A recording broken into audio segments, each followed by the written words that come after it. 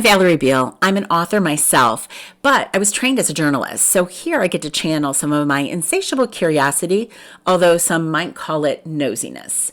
Each episode features a focused conversation with an author about their work and the ideas that shape their stories, along with some potentially quirky questions you may not be expecting. If you love reading, writing, or simply learning more about some of your favorite authors, you're in the right place. Let's step off the page and begin. Today, I am joined by Jeannée Sacken. She is a wonderful author. I'm a huge fan. She has the Annie Hawkins series that is Behind the Lens, Double Exposure, Rule of Thirds, and she has a concluding novella, Depth of Field, which was a delight to have. Do you have a copy of that? I do. We're going to make her show the covers of everything. And that was quite fun because we don't always get some of those, questions, answered like where you go forward just a little bit in time. So I was really excited to have that little novella. But your most recent release, your 2025 release is The Women Who Stand Between.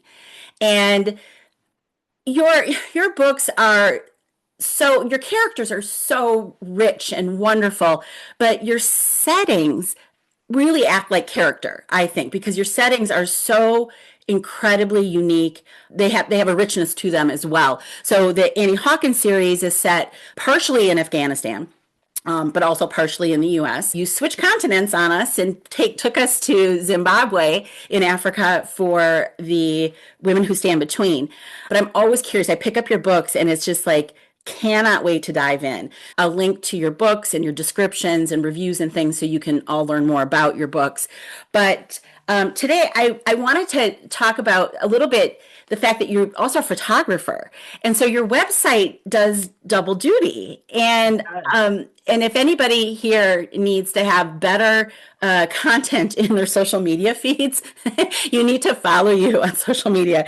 Oh, Just because it's the photos that you put up of the places you traveled and the wildlife are stunning, are just stunning. So I want to read the mission statement from your website, and then I've got a question about that. So you say, my work as an author and photojournalist is driven by a desire to connect, bear witness, and give voice to those whose stories might otherwise remain untold.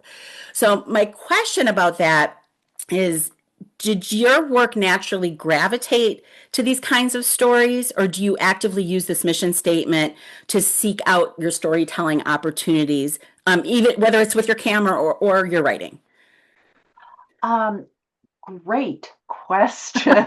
And it has a very long answer, which I will try to narrow down a bit. My writing in this part of my life grew out of my photography. And when I left academia to become a photojournalist, I was focusing on a photographic essay of women and children at work around the world. And part of that involves women and children often are not allowed to be educated, or their families cannot afford to send them to school. Often one child is sent to school, and it's the eldest son. And even when education is free, um, families have to buy school uniforms and Mhm. books, and they can't afford to do this for more than one child. And this hit me like a ton of bricks when I first started traveling and going on photo shoots. And so everything has grown out of that.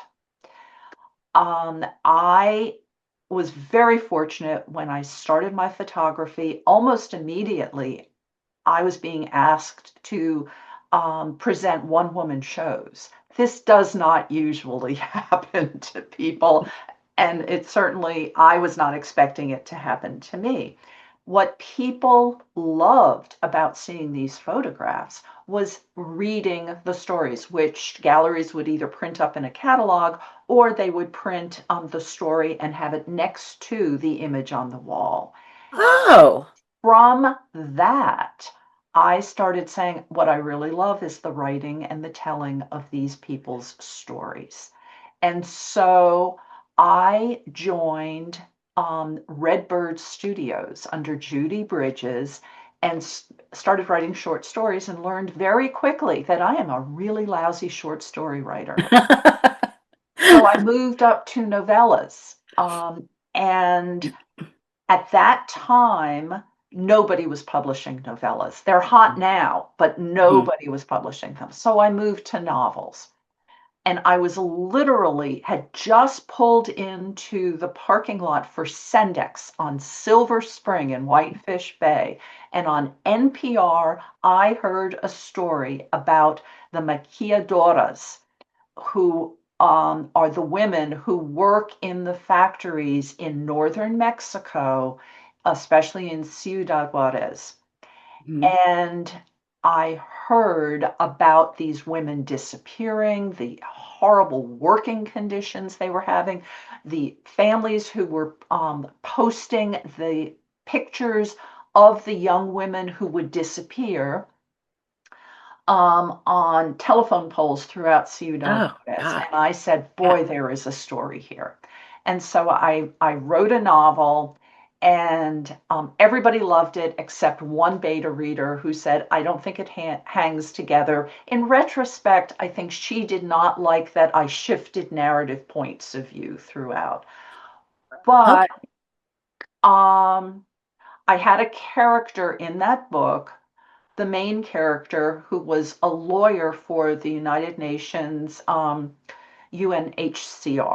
And Hmm. she was going down with a group of United Nations folks to investigate what was happening in these factories. Ooh. And her name was Annie Hawkins. And so I get this report back from the beta reader saying, I don't think it hangs together. So I read it again and I said, boy, she's a good reader. If she doesn't think it hangs together, it went on my shelf.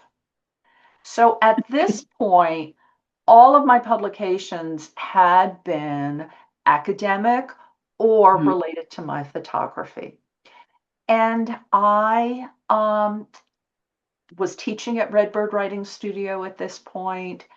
And I just let that book with Annie Hawkins sit on the shelf, but she would not shut up. And so a couple years later, I said, okay, Annie, let's see if there's anything worth saving about this book. And the whole time I am thinking, why do I want to write this book? Mhm. What is my mission, my brand, if you want it, as a writer and as a photographer. And it wasn't that hard to realize I want to do in writing exactly what I have been doing in photography, and Mhm. that is bearing witness and showing the world what women and girls are having to cope with. And so I ended up saying, Annie is a photojournalist. She is a war photographer. I needed a war. I put her in Afghanistan because I really wanted coalition forces. Mhm. Um, and she was there as a photographer to bear witness as to what was happening to the women and girls in Afghanistan. I carried that through with the women who stand between. And that is not to say that Zimbabwe is in any way, shape, or form treating women the way that women are treated in Afghanistan currently under the Taliban regime. Mhm. But Zimbabwe has their own difficulties, and I want in my books to show a couple of things. One, what is happening to women and girls in Zimbabwe, what is happening to animals, endangered species throughout Southern Africa and Central Africa. But I also want to show the richness, the depth, the way African women are fighting back Mhm. and and taking control. They have just incredible agency in their lives. And it's a fascinating thing for me because we do a fair bit of travel as well. And maybe it's why I gravitate so much to your stories, but I think that story is really the way we can teach people about the world and broaden their knowledge base or their horizons. You know, a lot of people don't have the opportunity to travel. And so we get fed news, right? And news clips are pretty stark most of the time. And it's hard to have a lot of empathy building in a short news story. And I think that's one of the powers of story and storytelling.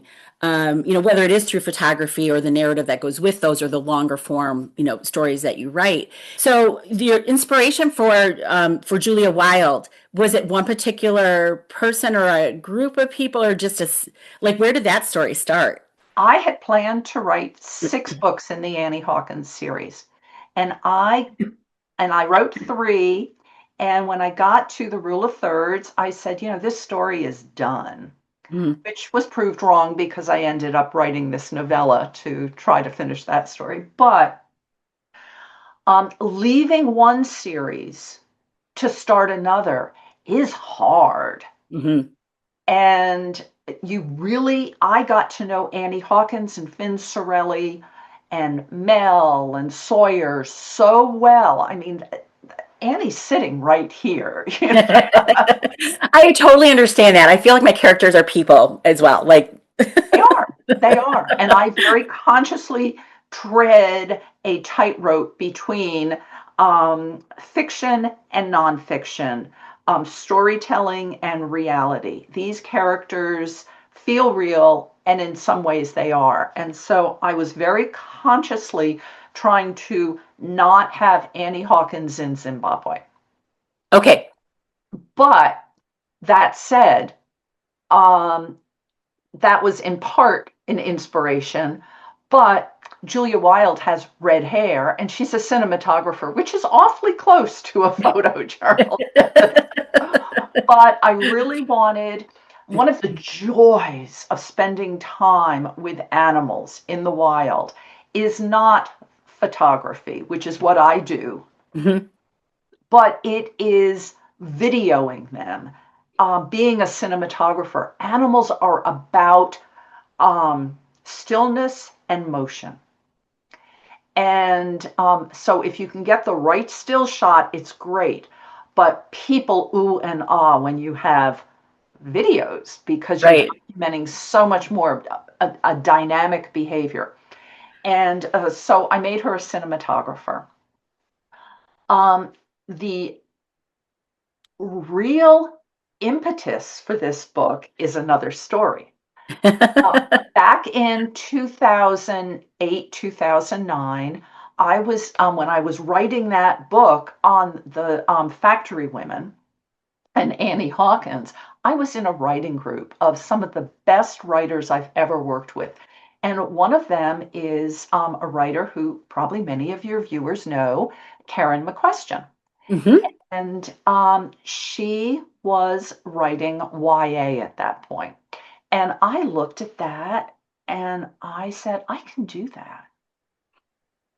And so I said, I'm going to write a YA novel, and it's going to be called Talking Bones, and it's going to be set in Zimbabwe, and it's about an American girl whose mother is a professor at Montclair State University in New Jersey, and her father is a white Zimbabwean photo journalist. And they divorce. He goes back to Zimbabwe and marries a Shona woman. She stays, mom and daughter stay in New Jersey. But daughter spends summers with father, Hmm. and daughter named Julia, and father summers with father in Zimbabwe.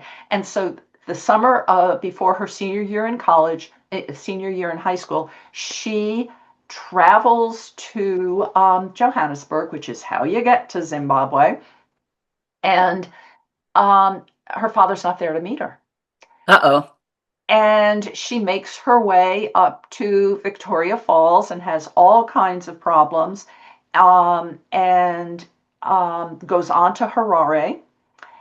and which is where her father and stepmother live, and has to deal with the fact that her father is anti-Zimbabwean government, anti-Robert Mugabe, has been arrested and jailed, as Uh-oh. were many of the journalists and editors.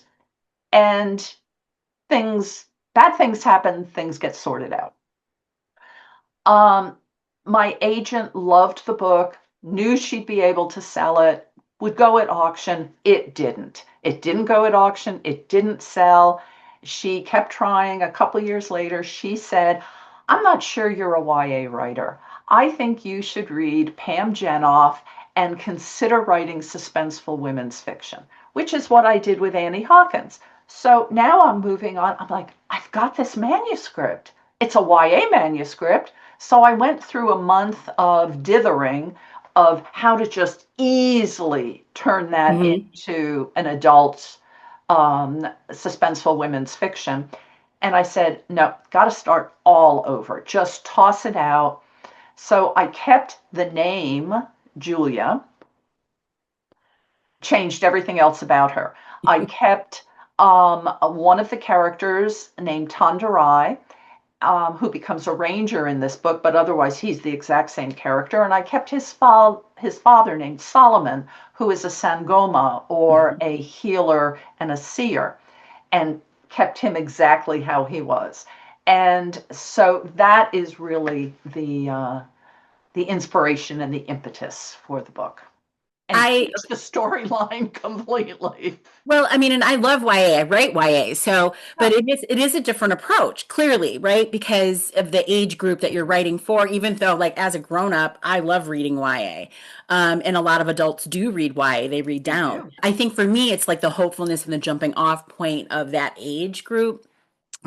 As they're coming into their own, decision making and charting their paths. I love that. Interesting to me, um, that you started that way, but people don't always understand all the starts and stops authors have, right? With where we're trying to figure out what we really like to do or where our skill set is best, presented, what type of story writing.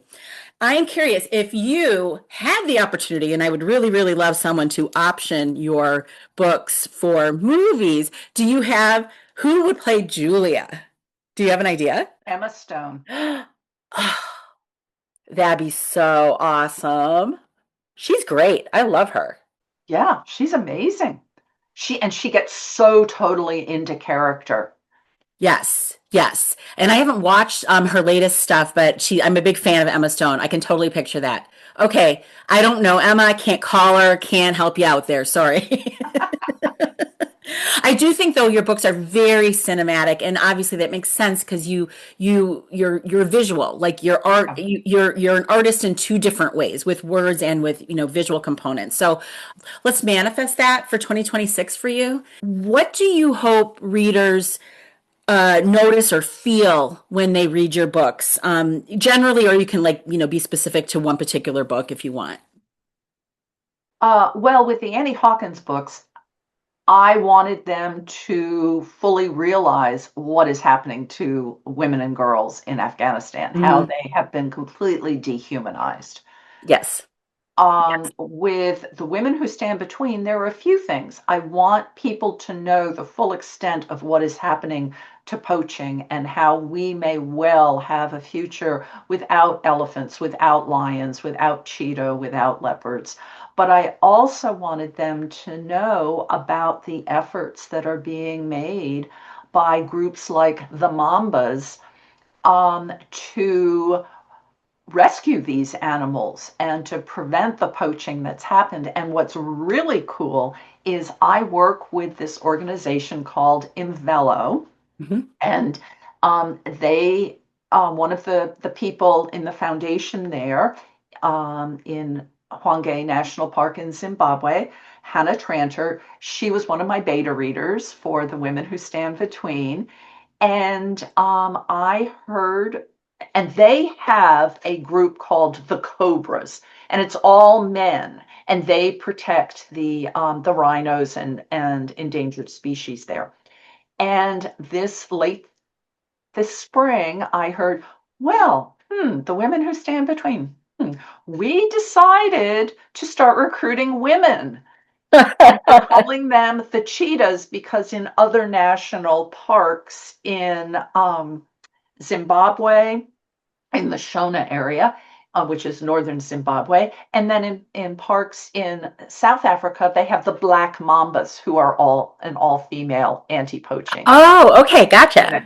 And so in Hwange, they're calling the women the cheetahs. And they just graduated or passed out, as they say in Zimbabwe, their first graduating class of three women to be cheetahs. I love it. And given the incredibly high unemployment, 85 to 95% unemployment in Zimbabwe, especially in the rural villages, Hmm. to have this kind of employment is life changing for people. Yeah, and I don't think that we can understand what that looks like, an economy with that kind of, a country with that kind of unemployment, and there's sort of a pervasive level of desperation, in a way, just for your existence. And some of these people, not the women, but the men, had been poachers. They had been the ones going into the park and killing the animals they had driven the white Mhm. rhino to extinction in the early 2000s. They were killing elephants and stealing their ivory, and the keratin horn from the rhino and the ivory from the elephant, or baiting lions like Cecil out of the park Hmm. because that was how they could feed their families. And most of these poachers were working for these high-end poaching consortia that were often run by, I'm sorry to point fingers, but by the Chinese. Yep. And they would often not get paid much of anything. They would be told, oh, well, you have to pay back for your uniform, or you have to pay back for your gun, or here, we'll give you $10, even though we're clearing 500,000 on this ivory. And so they're not just getting jobs with Imvelo and in these rhino sanctuaries, they're getting real jobs, and they can actually, and they're legal jobs, and they can Right. not run the risk of going to prison if they are caught, and they can honorably um, feed their families and send their kids to school to get an It's education. breaking the cycle, the poverty cycle. Exactly. And Exactly. what's interesting too is that if you and you may have talked to some of these folks too, is that they probably didn't want to be doing what they were doing, Right. but they saw no way forward. And when you're desperate, you do desperate things. Right. You do what it takes for the survival of your family. Of course you do. Of course you do. It's universal. It doesn't matter what continent you're on. It's universally Exactly. a thing.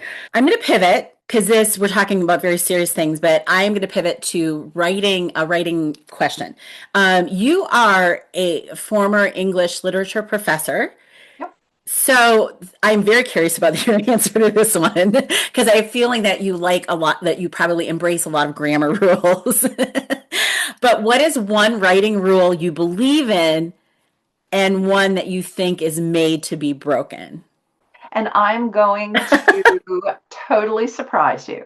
The Uh-oh, writing rule that I totally believe in is voice is everything. that's a Has great answer. nothing to do with grammar. It's go with the character's voice. And that is something that took me a while to learn. And when once it clicked, I embraced it wholesale. Um, Yeah, that's really interesting. And I'll add to that I think we know when we've got that right. I think so. I mean, like when we're writing and we're like, oh, yeah, those good days. So, okay, what's your other half of that answer? The other half is two-part.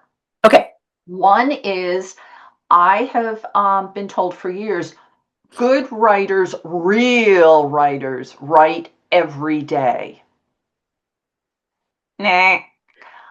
I write when the muse moves me, and I may go for months supposedly working on a book, and I'm just thinking and I'm just letting it spin and percolate. And then once I start writing, I will often start at 10 a.m. and go till midnight. And so I will churn out a reasonably good first draft in a month or 2 months. Hmm. And then I let it sit and wait to see what else is going to perk up that's a problem that I need to address. And I just think about it. The other thing that I have been told over and over is genres have rules. Obey the rules of the genres. And what I have done with all of my books is break every one of those genre rules I possibly can. And yeah, it can have an impact on if agents want to represent you, or if the big five in New York want to publish you. But it's the story I want to tell. So I don't let myself get bound by rules of the genre, which say, okay, after the first 15 pages, this has to happen, etc. I think that's really true. And I break the rule about like, the cast of characters. My main characters might be like a teen, but I have all these other characters who are different ages, which you ought to have. I mean, obviously, some books are, just focused on a teen group or something, but it made it hard for people to know where to put my books. Right. And so I have come to terms with I write suspenseful women's fiction with a thread of romance and a twist of thriller. Yeah, I think, oh, that's, ooh, good tagline. In the Annie Hawkins series, that romance thread line, which runs through all four books, one of the ways I did that was by including the landaise, the Yes. traditional Afghan poems, love poems that women have been creating since 1690. They haven't been writing them because women were not allowed to learn to read or write, but they would compose them. What a neat cultural element to include that taught your reader something very unique about the literature and poetry of a culture. I love that. Okay, this is my fun question. I think if you could have five people at a dinner party, living or dead, we're not going to care. Bring your ghosts along. I don't care. Who would you pick? Okay, I'm going to try to keep it to five. You know what? You want to have a bigger table? Go for it. Okay, I'm a big dinner party person, and I know someone in this chat who likes to have 35 or 37 at a well. Okay, I'm going to start with Jane Austen because I adore Jane Austen and I read her books at once every year. I'm going to Emma Thompson because I think she is a brilliant writer and she is hysterically funny even when she doesn't intend to be. And I love how she has written screenplays for Jane Austen's books. And I think that would be fantastic to get the two of them going. Um, I really, really like Meryl Streep, and I would have her come early because she's a phenomenal cook. I love Ellie Griffith's mystery series, and so definitely she has to be part of it. And I also love Toni Morrison, who has written some of my favorite books, especially Beloved. Mm-hmm. And so I would love to have her there, and I would pair her with Julia Alvarez, who I have met a few times, and Oh, I she also is the author of one of my favorite books, The Song of Salome, and she brings the same sort of mission to her some of her books that I do, especially in The Time of Butterflies and The Song of Salome. And then there is a writer named Yvonne Vera. She is a Shona writer, and I she has written these abstracted, magnificent versions of um, Zimbabwean occurrences. And one of her books is Nehanda, and Nehanda was um, a really important Zimbabwean um, uh, seer, prophet, warrior woman. And I love her. And then somebody, the last person besides me, is Thembolile Moyo, who is a Zimbabwean playwright and cultural storyteller, and she actually wrote the blurb at the top of my book that says "The Women Who Stand Between" is a love letter to the wild and a rallying cry for justice. And she is a phenomenal creative. And I think that mix would be amazing. And notice they're all women. Oh, I think that's perfect. I have no issues with that. Okay, so Yvonne Vera, Yvonne Vera, Julia Alvarez, Toni Morrison, Ellie Griffiths, Meryl Streep, Emma Thompson, Jane Austen, and say her name again. Thembelile Moyo. Thumbelile Moyo. And that I saw that quote. That quote is amazing on your cover. When I read that and her whole review, which is all of my advanced reviewers are printed inside the first 3 pages of the book. As these reviews came in, I just wept because Oh, this is the book of my heart. And I have spent so much time in Zimbabwe, so much time with the animals, with the people, and to get the kind of response that I did from my advanced readers, including you, it made my heart sing, but it was an overwhelmingly emotional experience because I was like, they got it. They really got it. I think, yeah, there's nothing like that when you start to get those coming back in. Um, so that's wonderful. Can I be at this? I would really love to be at this table. I just don't think I rise to the occasion. Absolutely. But I could cook. Maybe I can cook and just kind of like eavesdrop. Well, I was thinking, my kitchen is not as glorious as your kitchen is, but it's fairly large and I have an island. And I thought we could all sort of start by standing around the island cooking together. So, absolutely, I would love to have you there. And I think you would fit perfectly. Oh, well, that's quite a compliment. This is quite a group of people. This is fun though. I love answering this question and my answers to this kind of question change depend upon like what Oh, I'm working on, what I'm reading, all the input into my brain, right? So I think that I could ask you this in a year and you might pick a different group of people. I don't know. probably Maybe I'll could. ask you, maybe I will. I'll come back to everybody and ask the question a year later and see if your group has changed at all. So let me wrap up here by asking you what you're reading. Are you if you want to share what you're currently reading? I'm always nosy and curious. So Well, I'm reading two things, which is very unusual. I never read two books at the same time, which everybody thinks I'm crazy. But the one really cool book that I'm reading is for the Chi Omega Book Club, mhm. uh, which is, I am not a Chi Omega. I went to a college that did not have sororities intentionally. However, as a writer, I love attending book clubs and talking about the books. And the Wisconsin Alumni Association, Ah, the Chi Omega sorority, has had me visit 4 times and for each of my books. And after the third book, they made me an honorary CHIO member.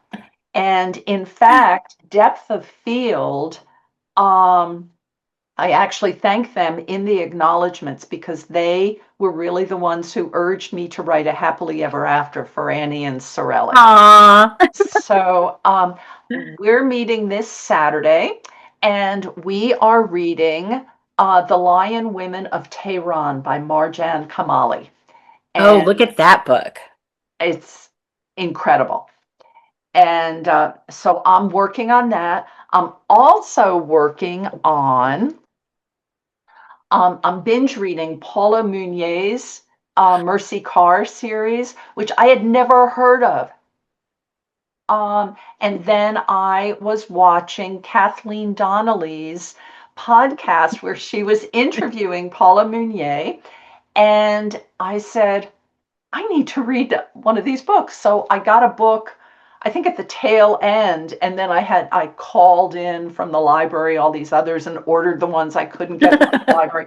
And so I am binge reading her series. So let's finish up with what you're writing now. Are you writing Blessing? Was it Blessing? It's with the publisher, and but I sort of said, oh, I think I need a scene here and a scene here, and so I've been adding a few things here and there. And then I am starting my thinking process. I back in 2003, I wrote a novella called Dinosaur Bones. It has nothing to do with, well, it has a little to do with dinosaurs, but not much. It's really about the dirty war in Argentina and Oh, the the disappeared, yes. and which happened in the late 1970s and early 1980s. And so I have been waiting over 20 years to turn this novella into a novel. And so I'm in the spinning, thinking, mulling stage of that. That is fascinating, in particular in light of current political situations. Yeah, I'm thinking it may end up banned. Good. You know what? Ban my books because more people might be interested in them, you know? I Absolutely. think you're doing everything right if you get a book banned. I'm Oh, firmly. And just to confirm, Blessing follows along from The Women Who Stand Between. Is that the next, it is it does. It's the continuation? next book after The Women Who Stand Between. Yeah. Well, I can't wait for both of those books. So, like, is Blessing potentially a 2026 release? I hope so. Originally it was going to be, but I'm waiting to hear from the publisher. So, Well, let's hope we get that book from you in 2026 because I need my Jeannée Sacken fix this year. So, oh, thank you.